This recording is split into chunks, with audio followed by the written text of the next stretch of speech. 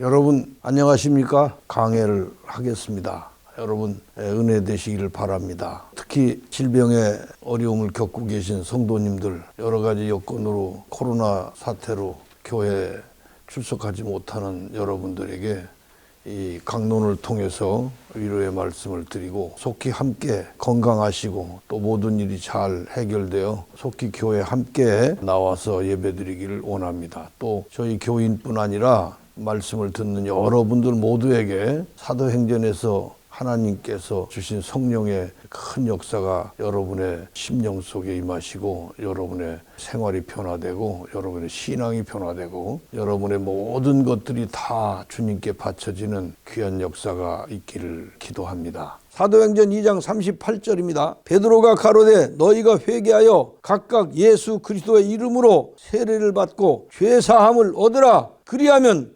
성령을 선물로 받으리니. 회개라고 하는 건 원래대로 돌아가는 것입니다. 뉘우치고 돌아서 가는 길입니다.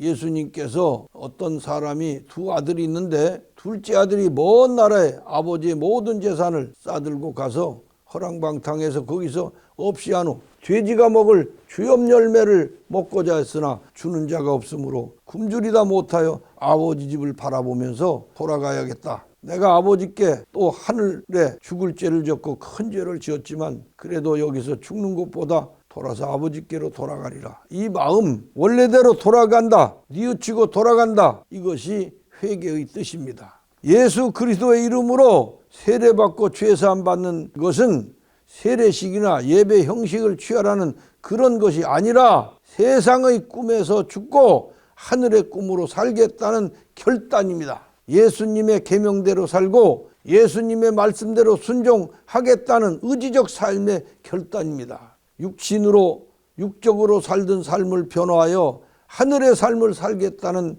결단이 바로 회개입니다. 성령이란 무엇을 성령이라고 하냐면 하나님의 영이 성령입니다. 성령이란 거룩한 영, 예수 그리스도의 영 또는 하나님의 사랑이 성령이에요. 또 예수님의 사랑, 예수님께서 인간에게 베푸신 사랑, 하나님께서 인간에게 베푸신 사랑, 이런 걸 성령이라고 합니다. 로마서 8장 30절의 말씀에 하나님께서는 우리를 부르시고 부르심에 응한 자를 의롭다 하시고 의인된 우리를 영화롭게 하신다고 말씀하셨어요.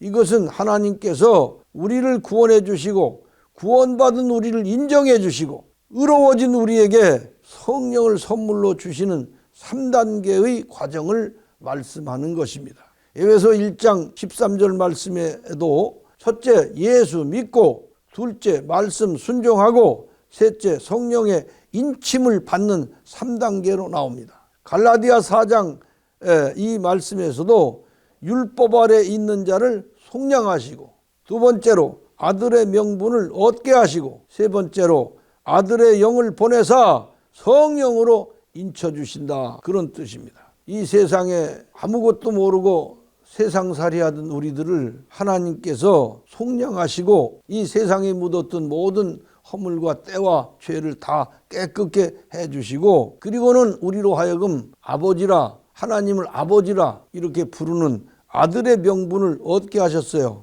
그리고 나서 우리에게 아들의 영을 또 보내주셔서 그 아들의 영, 아들의 사랑, 곧 성령으로 너는 내 아들이다, 내가 너를 불러서 아들 삼았다, 이렇게 인쳐주신다는 것입니다. 사도행전 2장 39절 40절 말씀입니다. 이 약속은 너희와 너희 자녀와 모든 먼 데 사람 곧 우리 하나님이 얼마든지 부르시는 자들에게 하신 것이라 하고, 또 여러 말로 확증하며 권하여 가로되 너희가 이 패역한 세대에서 구원을 받으라 하니. 이 약속은 그랬는데 이 약속이 무엇이냐면 예수 믿고 새 정신을 받아 말씀 따라 살고 말씀 순종하여 하며 변화된 삶을 사는 사람은 어느 누구든지 차별함 없이 영생을 주시는 하나님의 약속을 여기서 말씀하신 것입니다. 사도행전 2장 41절입니다. 그 말씀을 받은 사람들은 세례를 받으며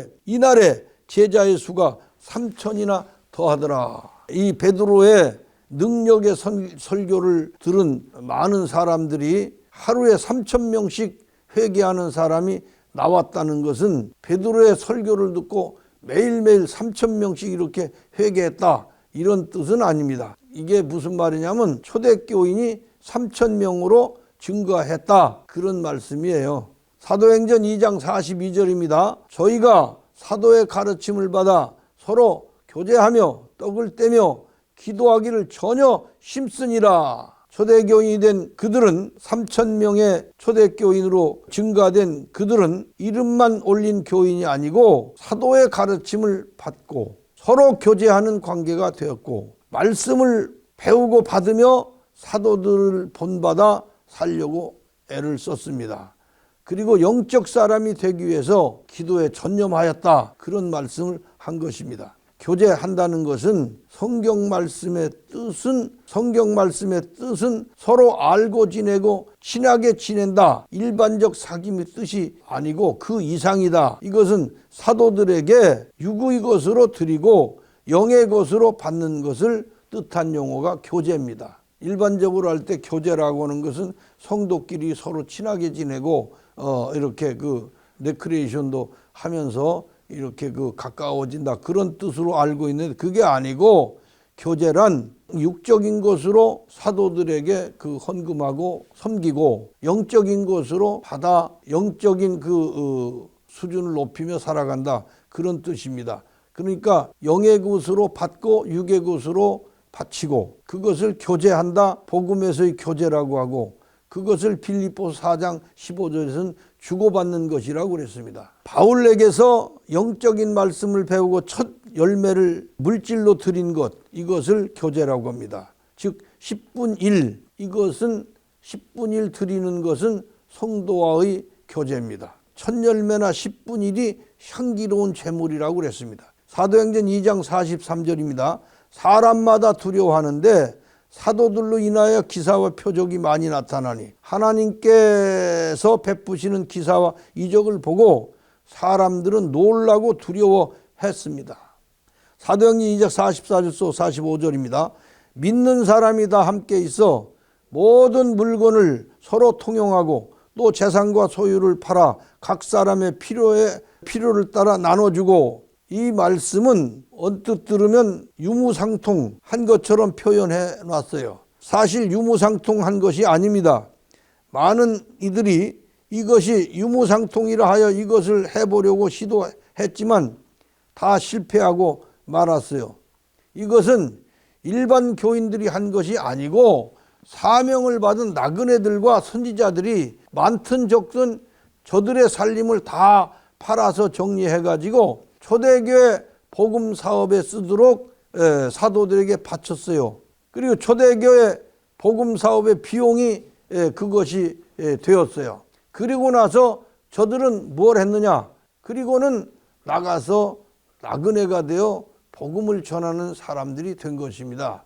그래서 물건을 서로 통용하고 재산과 소유를 팔아 각 사람의 필요를 나눠주었다. 그리고 저들은 그 여러 군데로 흩어져서 복음을 전하는 나그네들이 된 것입니다. 복음을 사도들만 전한 게 아니에요. 이 나그네들이 복음을 전했습니다. 2장 46절입니다. 날마다 마음을 같이하여 성전에 모이기를 힘쓰고 집에서 떡을 떼며 기쁨과 순전한 마음으로 음식을 먹고, 이전에는 음식이 맛이 있다 없다 또 뭐 늘 어떻게 해야 육신의 생활을 무사히 할 수 있나 하는 걱정 근심이었으나 이제는 성령 받고 난 다음에는 세상 걱정이 싹 사라진 거예요. 마음을 같이하여 그냥 성전에 모여 함께 하기를 힘쓰고 기뻐했고, 그리고 거기서 떡을 떼며 기쁨과 순전한 마음으로 함께 음식을 나눠 먹고, 이런 것이 그때 초대교회 성도들의 기쁨이었다, 생활이었다, 그렇게 말할 수가 있어요.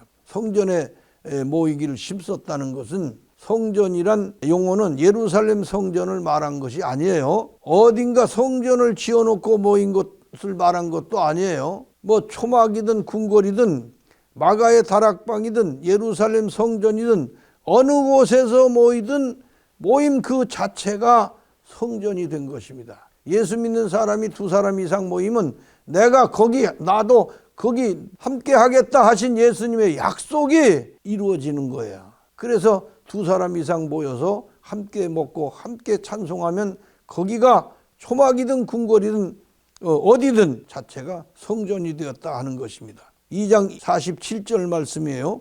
하나님을 찬미하며 또 온 백성의 칭송을 받으니 주께서 구원받은 사람을 날마다 더하게 하시니라. 그렇게 해서 초대교회 교인들은 점점 증가세를 이루었고 많은 사람들에게 칭송을 받았다고 그랬어요. 야, 대단하다. 저렇게 얼굴이 환하고 기쁘고 사람들은 저렇게 그 올라온 사람들로 이렇게 우리가 보기에도 너무나 다르다. 이렇게 칭송을 했다. 그런 얘기입니다. 여기까지 2장 말씀을 마치겠습니다. 경청해 주셔서 감사하고요. 들을 때 항상 성경 앞에다 놓고 함께 읽어가면서 이렇게 하시면 더욱 좋겠습니다. 감사합니다.